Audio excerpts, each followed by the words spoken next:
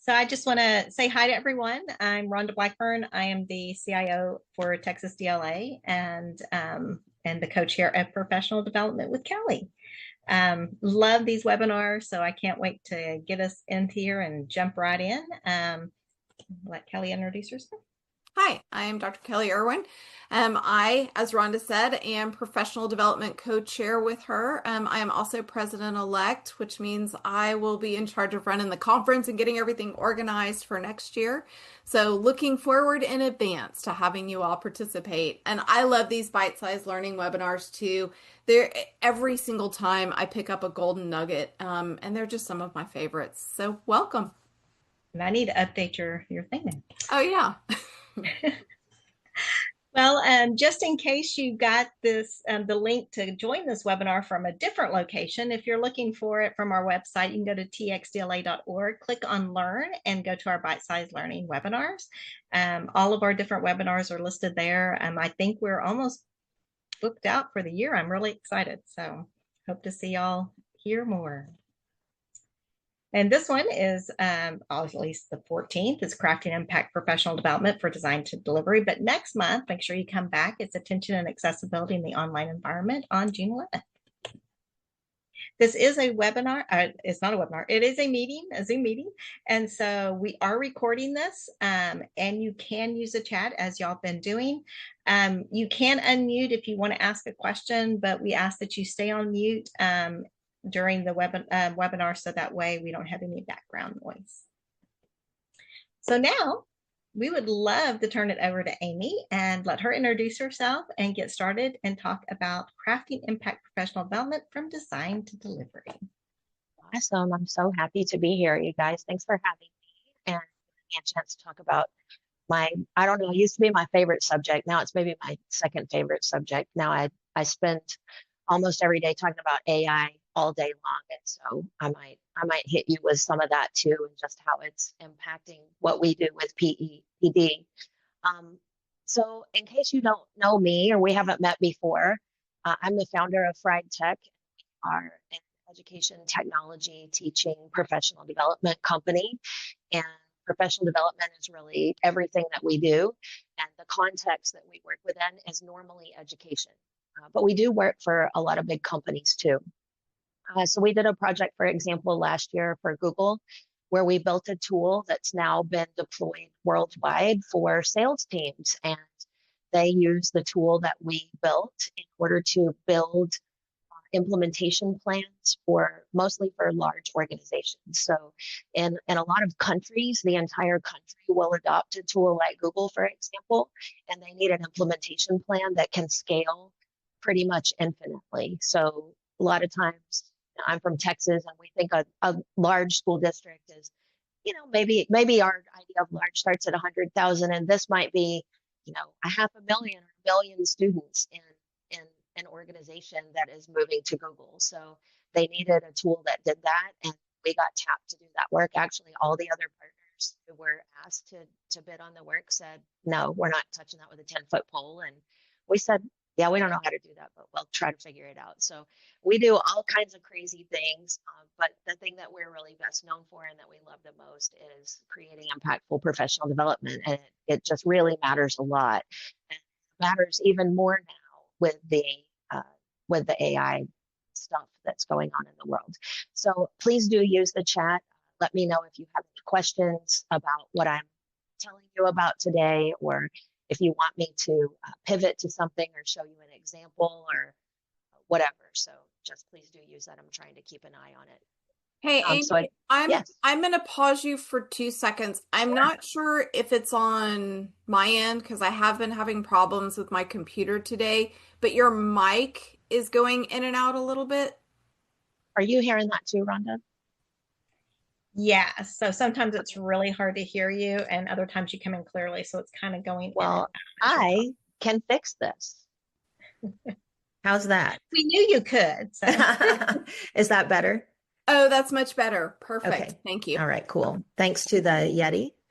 There it is. All right. Okay, thanks for letting me know that that was annoying. I hate it when there are annoying sounds, so I always want to know. All right, well, let's move into this. But even before I move forward, I want to talk about my little avatar that's on the screen for just a second, and then the color scheme that we have here. Because we really try to make everything look fun and inviting and like it's made for teachers, educators. Obviously, a lot of the people we work with are women.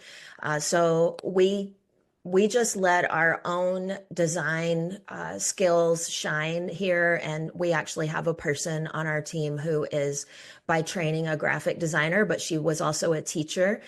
So she makes a lot of things for us. But my avatar was actually made by an artist.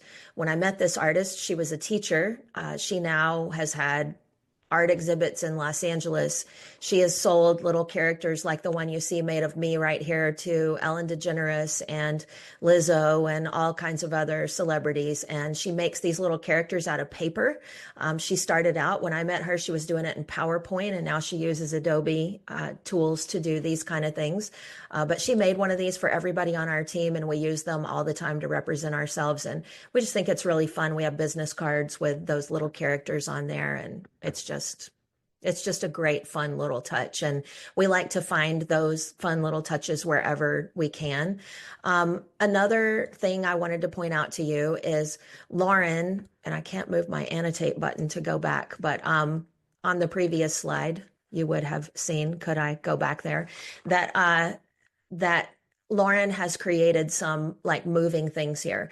Lauren, who is our graphic designer, marketing person, she works in Fried Online. She is the creator of a tool called Stickity. If you haven't heard of it, it's something that you can install in Google Slides if you use that tool. I think you can probably get it other places now too, but in Google Slides, and you can pull in these fun little elements like this moving X. So if you don't know how to make that like Lauren does, she's made a lot of these things for you, and you can pull them in yourself from the tool called Stickity. All right. So Kelly, how you find her, her name on Instagram is Pen to Paper Studio. Her name is Christy Edgar, and she was a middle school history teacher before she became a full-time artist. So do look her up. Her work is just absolutely amazing, and you'll just be amazed looking at even her Instagram. So cool. All right, so I want to poll you guys really quickly, because if we don't know what a problem is, how do we solve it or even begin to talk about it? It really helps sometimes to define the problem. So I just want to ask you, like, have you been to professional development before that is bad? We joke around and say it sucks. Like we hate PD that sucks. Like we just don't want to do that. But if that word offends you, it just wasn't engaging. You didn't enjoy it. It was miserable. You dreaded going to it. Why?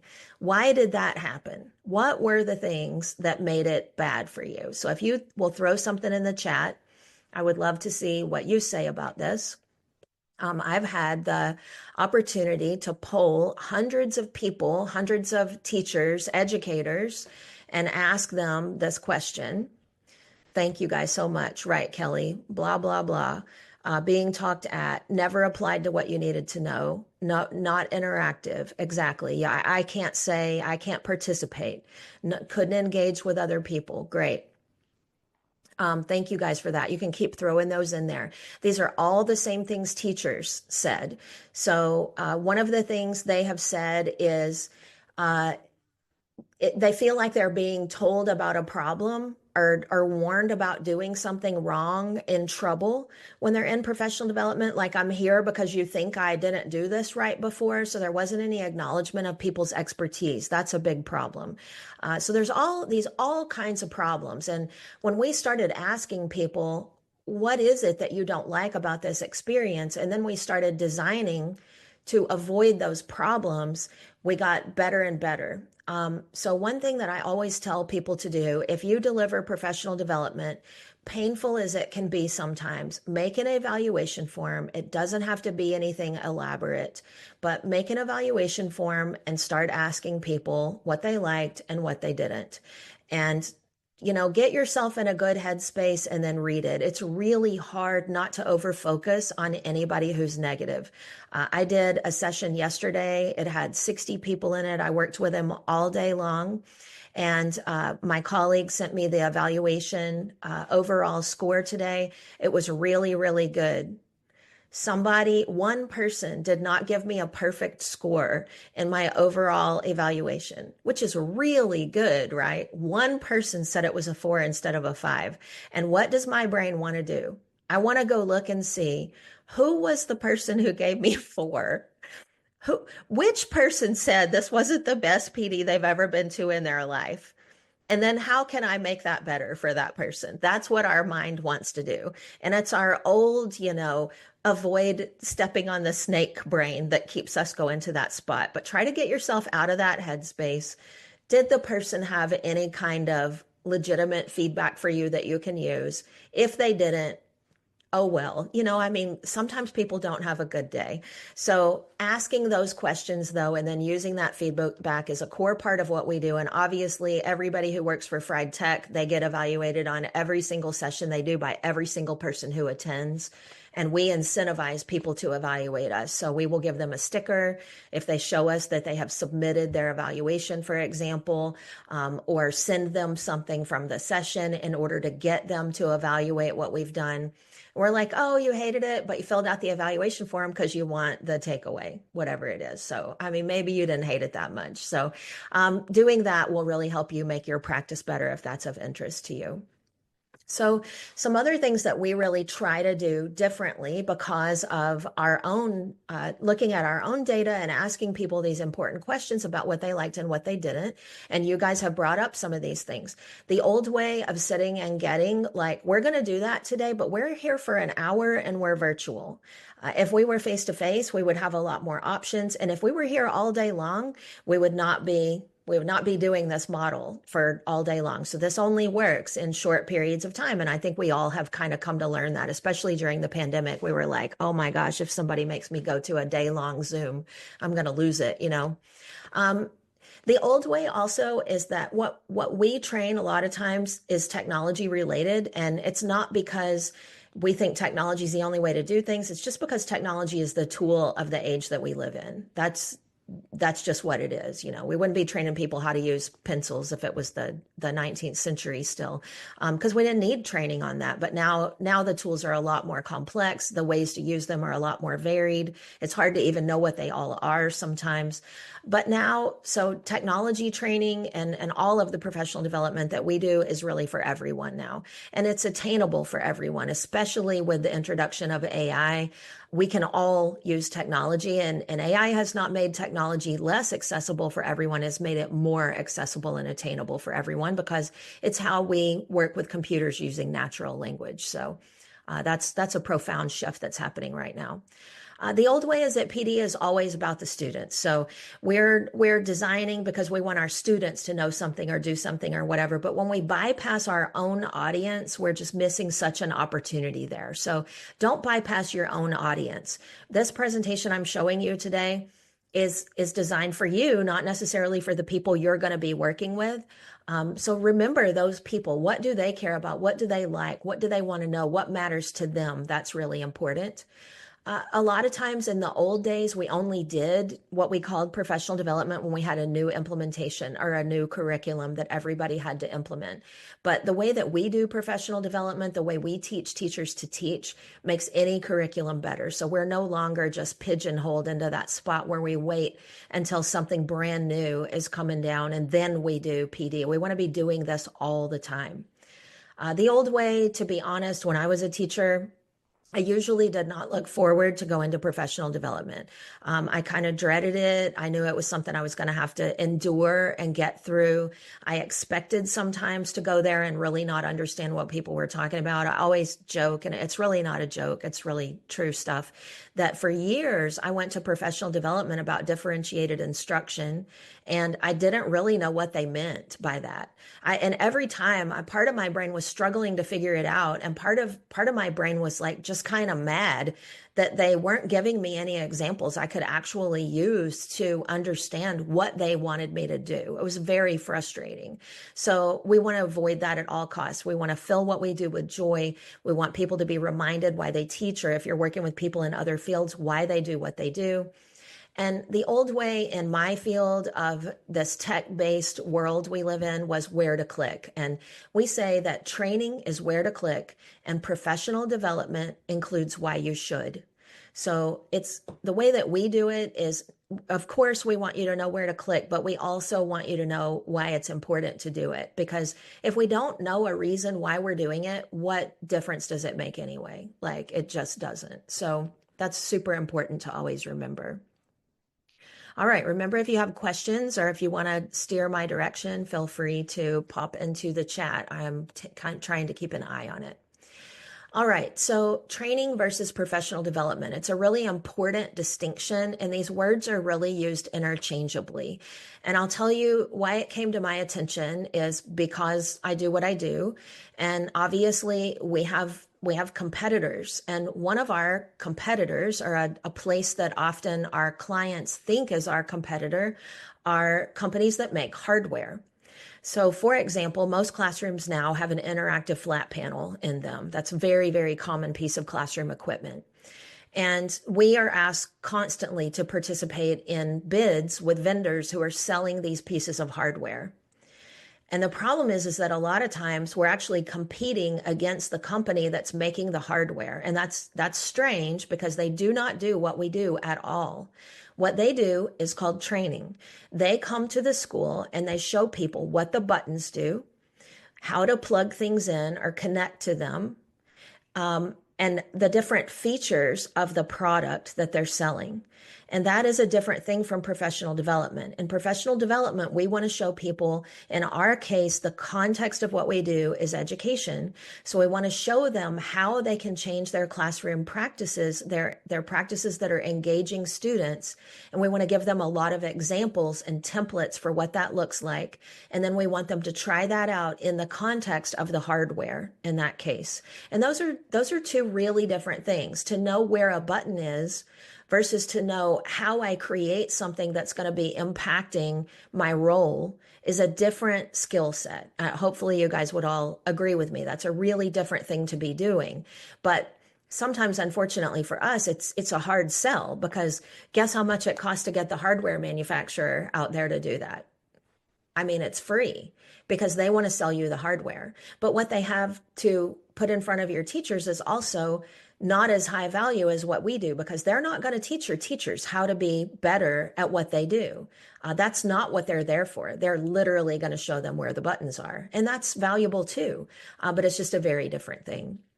So when people know why they're clicking, when they know how this practice is going to increase their student-centered instructional practices, when it goes direct to the teacher, that's really important. So we hear a lot of times, my school district sent me to this, and now I'm supposed to go back and train everybody else on my campus. That's a lot of pressure for that person. It's not the best model for learning for them, because it's a stressful situation for someone to be inside of, to feel like I have to turn this around.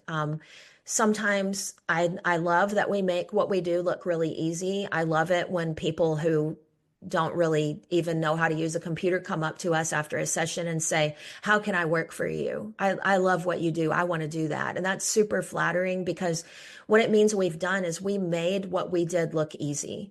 And sometimes in my head, I'm thinking, we spent 100 hours just making this one session, what you saw today, in 1 hour.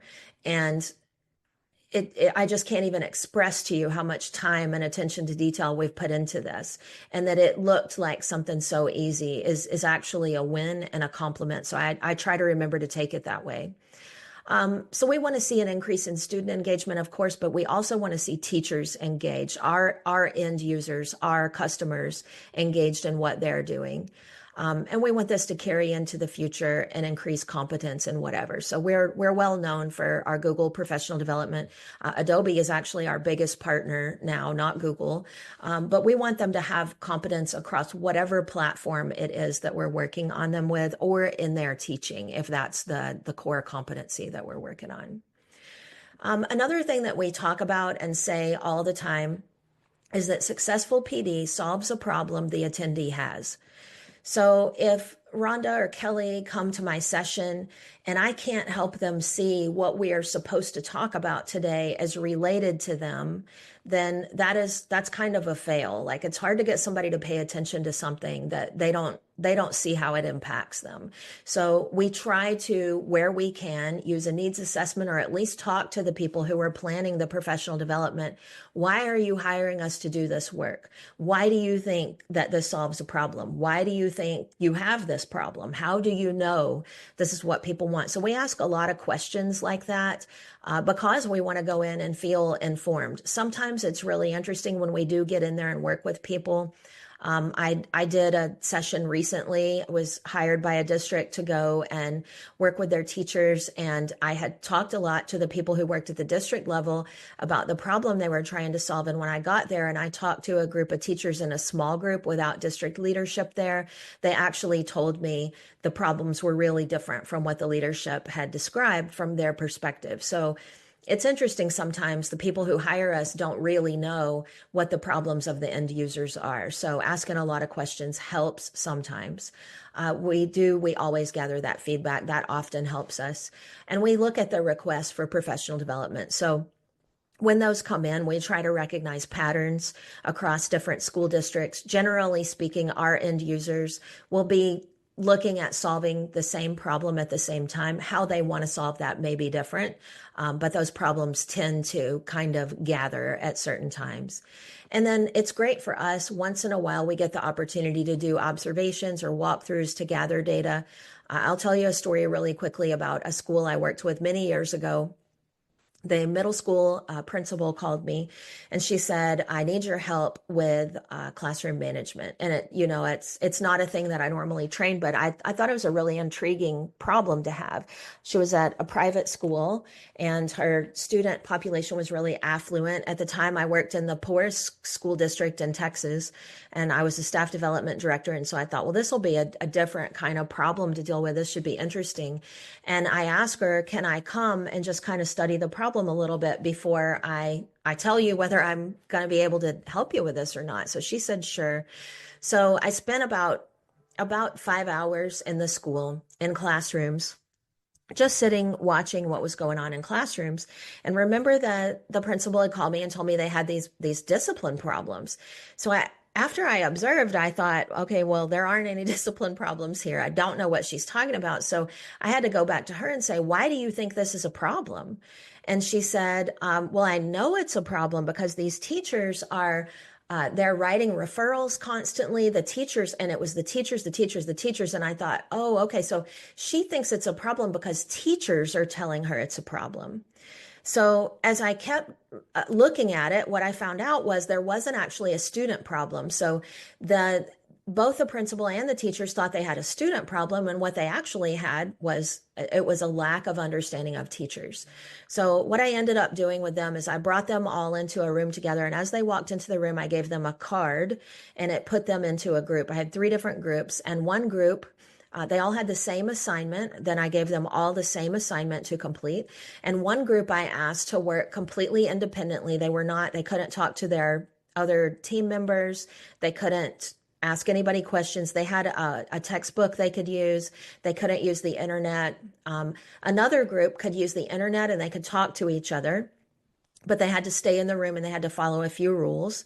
And then a third group could do anything they wanted. They could leave the room. They could talk to each other. They could just do anything they wanted at all. And my group that I had the most restrictions on, so the group that wasn't allowed to talk to each other, constantly caused problems throughout the time we worked on the assignment. And when I say they caused problems, what I mean is they were trying to look at other people's papers. They were trying to whisper questions to each other. They were just causing problems. And so I redirected them each time they broke one of the rules that we had agreed they would follow that way. I said, don't forget, we've agreed to work on this independently. You've agreed not to speak to each other during this time. And so they were miserable. I'm telling you, miserable. And these are teachers, and they couldn't do what I had asked them to do. And when I brought them all back together and asked them what their observations had been during that time, a couple of teachers were like, okay, we get it. We get it. This is what we're asking our students to do. And then we're annoyed because they're not following the rules. But what we're asking them to do is not really reasonable. It doesn't really resonate with people. So yeah, thank you so much, Diane. It was a really great experience for me. And it brought things home for them. It wasn't the whole day. We only did that for about an hour. And then we worked on some other skills, like how do you get to know your students in an appropriate way that will help you understand maybe why they're coming from, where they're coming from, how they want to learn, why they want to learn that way. And that was really impactful longer term because they had some strategies to take back. So it was fun.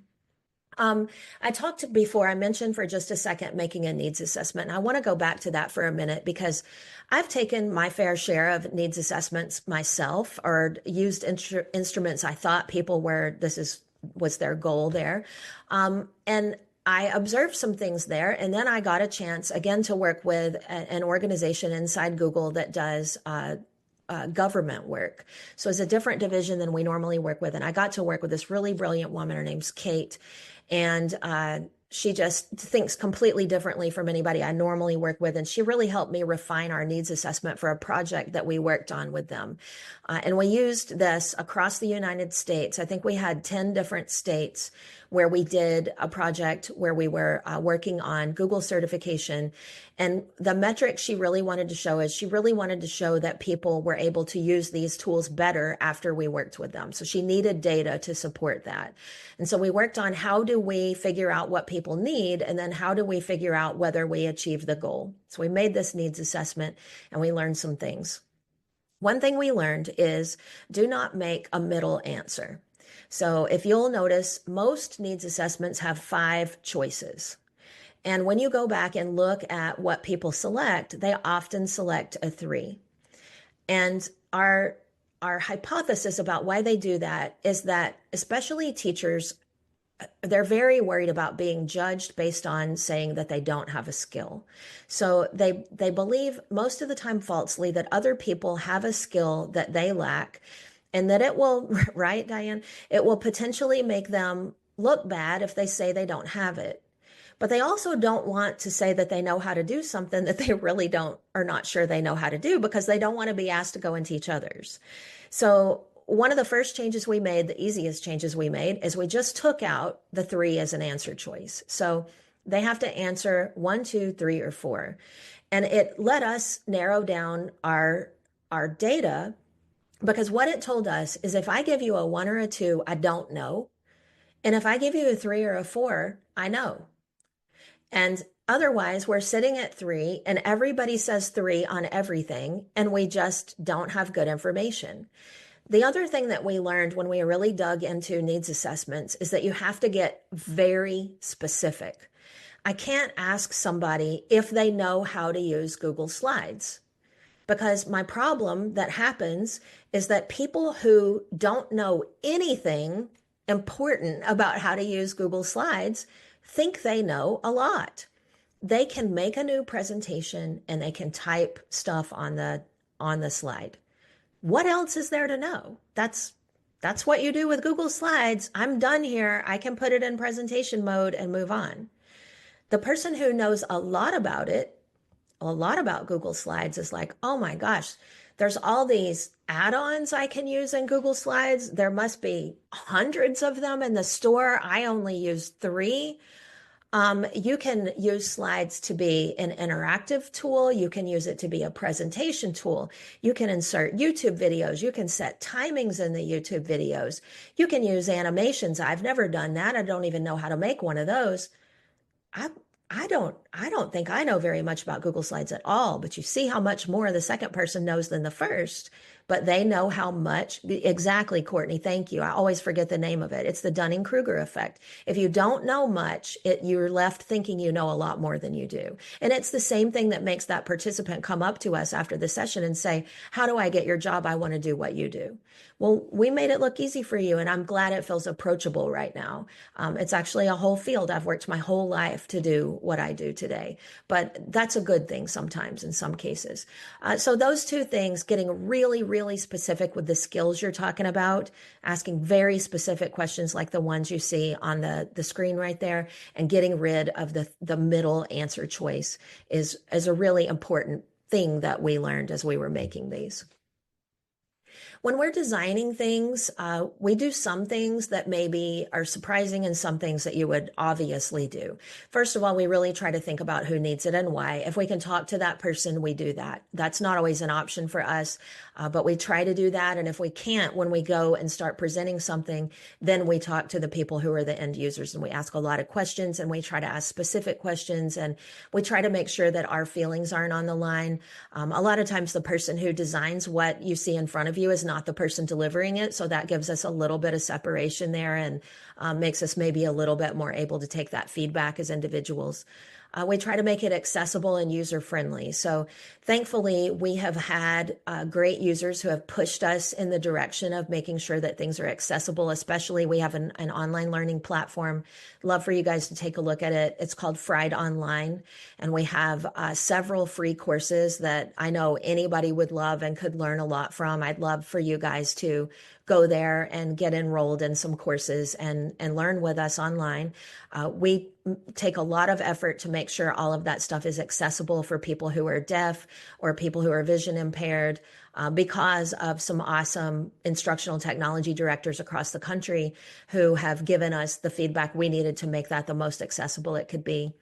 We try to make it appealing. Like, we want people to say like, oh my gosh, that presentation's so cute. Like, I want to learn how to do that, or how did you make it look like that? How can I do that? So we love it when people say that.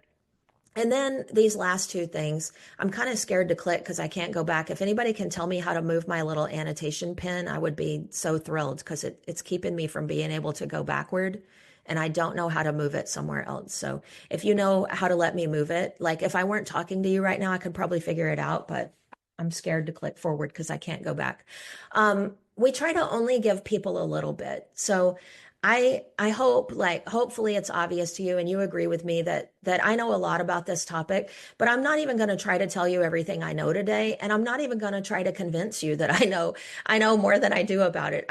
I only have an hour to talk to you today. I'm going to try to carefully put in what I think I can actually share with you in an hour.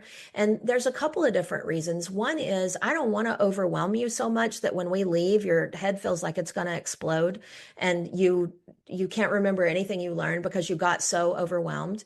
But also, like, this is not a 1 hour conversation. If you want to get better at this and learn more, I want you to engage with my company. I want you to go to friEdOnline. I want you to hire us. I want to talk to you again. I don't want to give you every single thing I know about this in one shot and then walk away. It doesn't serve my purpose and it doesn't help you. Christy, oh yeah, it's working. Thank you so much. I just tried that a minute ago and I swear it didn't work. Thank you. You saved me. Appreciate it. All right. So this link at the top right is one of our free courses. It's called Built for All. And I was scared to click through. I knew that was going to appear, but I was scared to keep clicking. I didn't want to go to the next slide and you not to be able to get it. So in your browser, in your Omnibox, the long box at the top where the web address goes, don't do it in this tab. If you've got this open in your browser, in another tab, you can type in fried.tech/inclusive-design. That course, the course author on that is Lauren, who built the presentation, who is the person who created Stickity. And thank you, Courtney, for putting those two links into the chat over there for folks.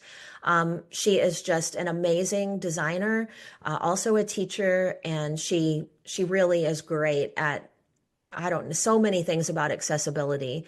Thank you, Kelly, for putting that in there. So please do feel free to join that free course and learn from Lauren. She's amazing at what she does. We've all learned so much from her. And I used to think like inclusive design, accessible design, like I don't teach any students who are deaf. I don't have any students who are vision impaired. Like, why do I need to do that? But these things are elements that help everybody understand better, like using color coding on your slides to indicate a noise level, using an icon and a color that indicates a noise level you want in your classroom, is just a tip that I learned from Lauren that I had never thought about before. Like, if it's green, you can talk to each other freely. It's open. And she just is really, that's her special superpower. So take the opportunity to learn from her. You've seen the little graphics that Lauren put in here. I love it. I love that she did that. I didn't ask her to do that, tell her to do that. She just did it. I never had the idea to put the eggs together and turn them into a heart. But that's a fun little unique touch. And she tries to make everything that we do from a graphical perspective have that feeling. And then when we're designing it, we try to make sure that it feels like that, fun or unique. We never want it to feel like a state mandate, even if it is. Like, sometimes we do work on people that we're helping them with a state mandate, but we don't want it to feel like that. We want it to feel like something that they want to do and that's helpful. We want to always remain willing to laugh at ourselves. So I don't want to be so serious that I can't say thank you to Christy for telling me how to move forward and back. Like, I own a technology company. Surely I can figure this out. But I've grown so reliant on the little button down here in the bottom left-hand corner. When I tried the arrows, they told me they didn't work, which was a lie. They worked just fine. So I can laugh at that, and I can thank Christy for that. I want to always remain like that. I want everybody who works with me to have that same kind of attitude. My dad has always had this term my whole life. Anytime I ever did this, made this social faux pas, my dad said, "Don't be a bullwinkle." It's really stuck with me. So I grew up in the 70s and 80s, and on TV there was a cartoon, Rocky and Bullwinkle. And Bullwinkle, the main character, the moose in that cartoon, yes, thank you, Kelly.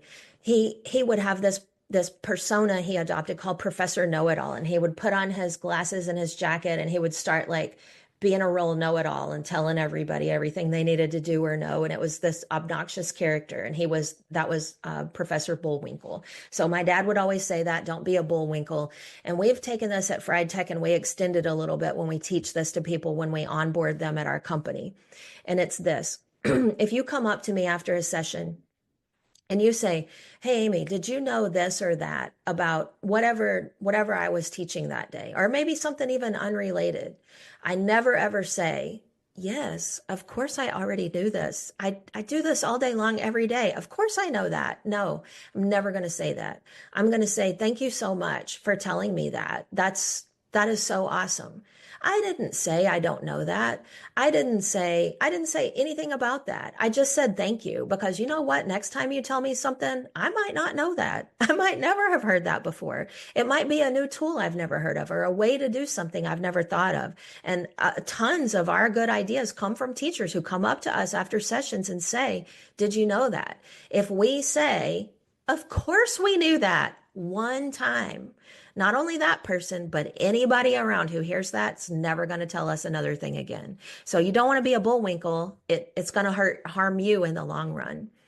We love incorporating music. It's such an important element. It changes people's moods when they walk in the room. And while you take that URL, somebody maybe put that in the chat for us if you want it. We have a Spotify playlist that you can use if you want. We say it's edgy, but not nasty. Like, we try to make sure there's nothing in there that is really offensive in schools, but it's also not a playlist for kids. It has adult music in there. I had a great experience one day. I was actually waiting for a session to start, and the song Love a Rainy Night came on, Eddie Rabbit. And by the time the song was over, everybody in there was like either singing or humming or tapping. And everybody was doing it together. The room was silent except for that sound. And I just thought, man, this really points out how special this is to have music in the background. Caroline, take a look at the top of that page you're on.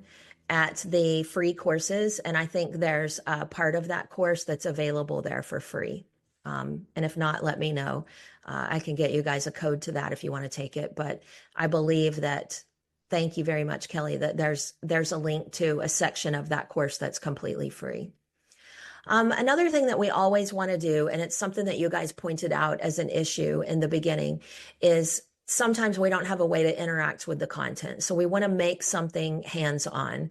And I brought an example for you here today. I was hoping we could get one of these made for this session in time, and we just didn't have time to do it.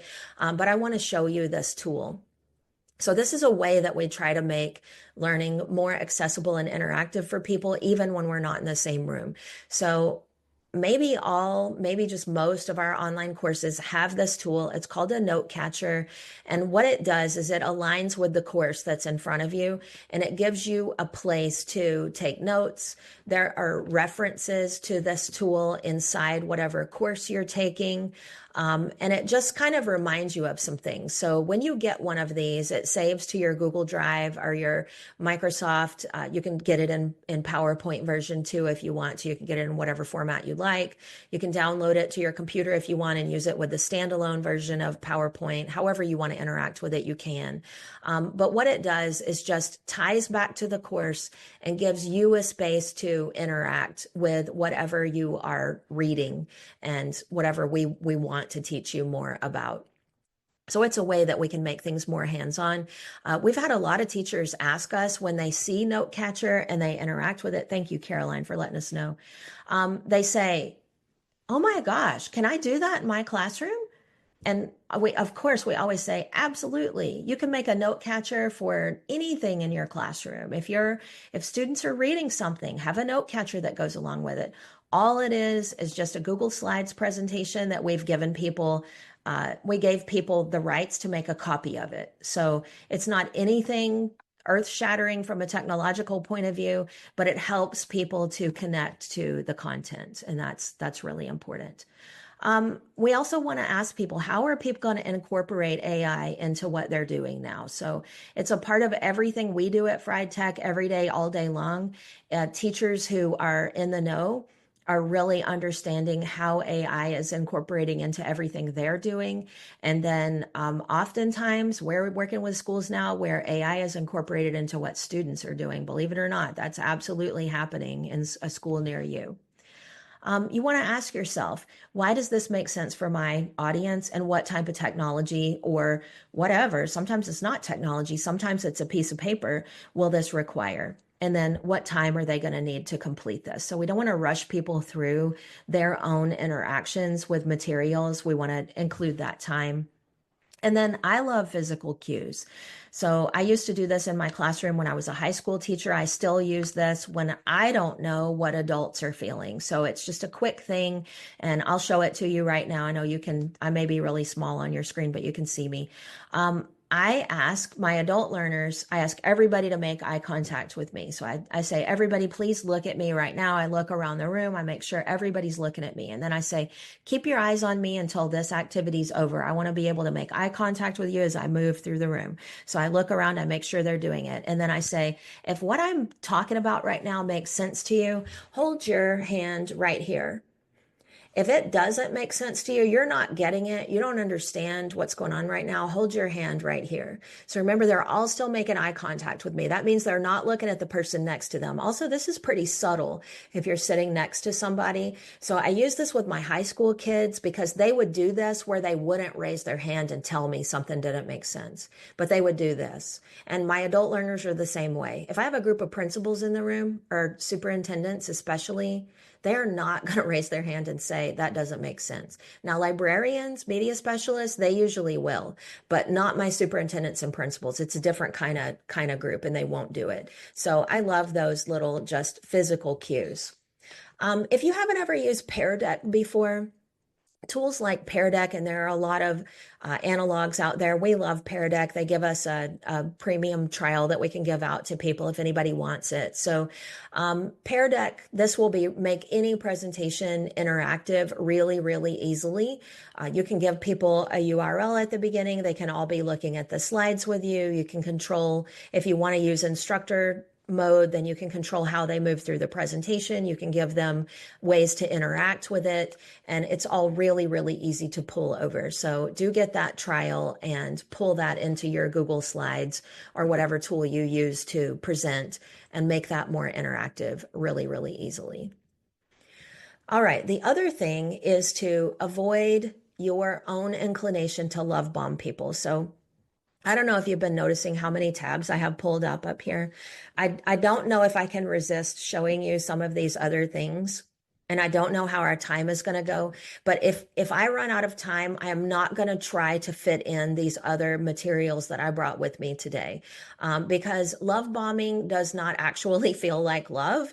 It actually doesn't feel great. So I want you to feel great when you leave here today, successful, like you got something that you can do and incorporate into your own practice, not like you got completely overwhelmed and I tried to tell you everything I know about the topic I came here to talk about today.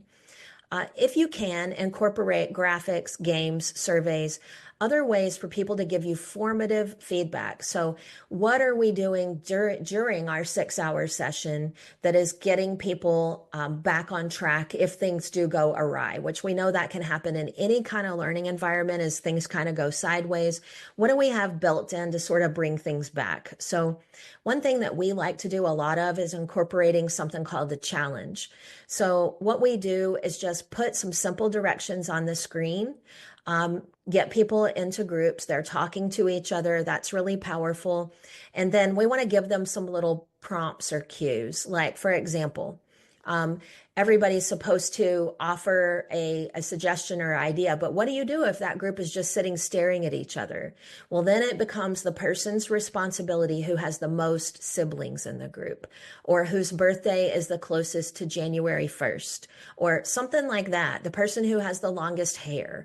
I mean, it can be something silly, but we're going to look at that person and say, okay, you get this started. And then they have to say something, and it's something silly. So then it gets people talking about, well, how many siblings do you have? Well, I have 10 siblings, so it's probably going to be me. You know, we've learned something about somebody. It was just a fun little thing that we can do to get to know each other, and it gets everybody talking when they don't know each other. Then we always want to come back to that question. Why does PD suck? When I go to something that's bad, I try to remind myself to use the opportunity to think about what could have made this better? What could have made this different? How am I in my own practice avoiding the problem that I'm experiencing right now? And also, are other people around me experiencing this problem? Or does this have to do with me and some kind of preconception that I've brought to the learning situation, which can definitely be the case. We have different rules for in-person versus virtual at friEdTech.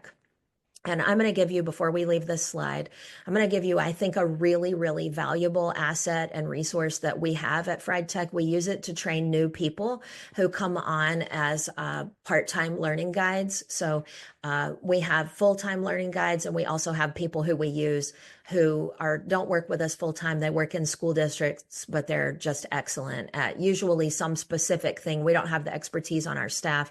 We hire them, or we hire them to moderate webinars or whatever. I'm going to show you the guide that we give to them. So honoring those rules and doing those things differently in person versus virtual is really important. So virtual, not 1 hour, not longer than 1 hour of sustained camera time. So hats off to Rhonda and Kelly, who set the time of this event at 1 hour. It's really about all we can listen and pay attention to. If we need to go more than 1 hour, we do something, we call it buffer time. It's fine if you want to call it that too. So we know before we all got high-speed internet, and fiber in our homes, which so many of us have now, we had to have buffer time. We had to build in time for things to download. Well, our brains need that time too. If I'm sitting here listening for a whole hour, I'm going to have some time to then do something with the information that I've just heard, or else it just completely goes away. So buffer time, it's important. And then breaking things up. So maybe I can do 1 hour at the beginning, but then maybe I have some direct teach and I stop and I let people have time to work. I give them time to stretch or move around.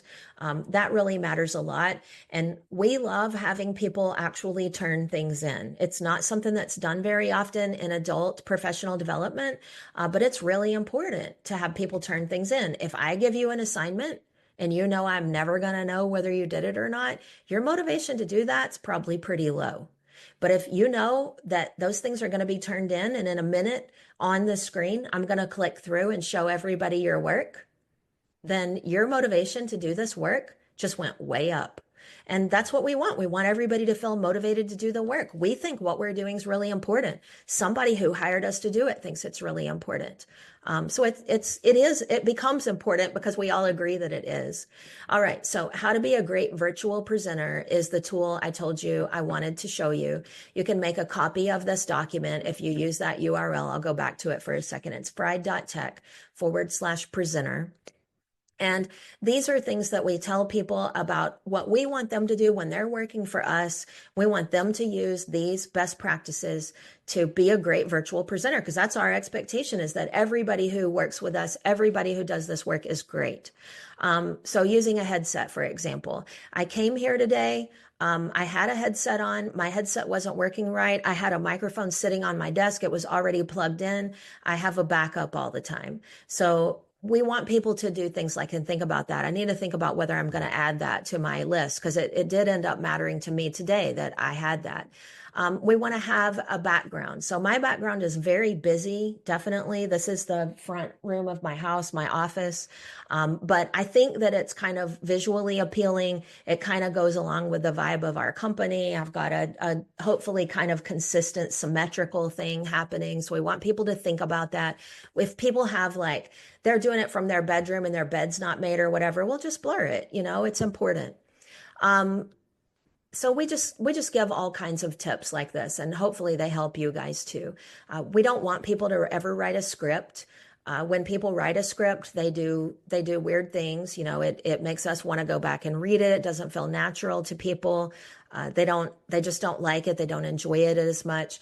Sometimes we interview people, we ask them to present for us, and they use a weird voice, and we're like, we know you. Never heard you use that voice before. My husband does it. I tease him about it all the time.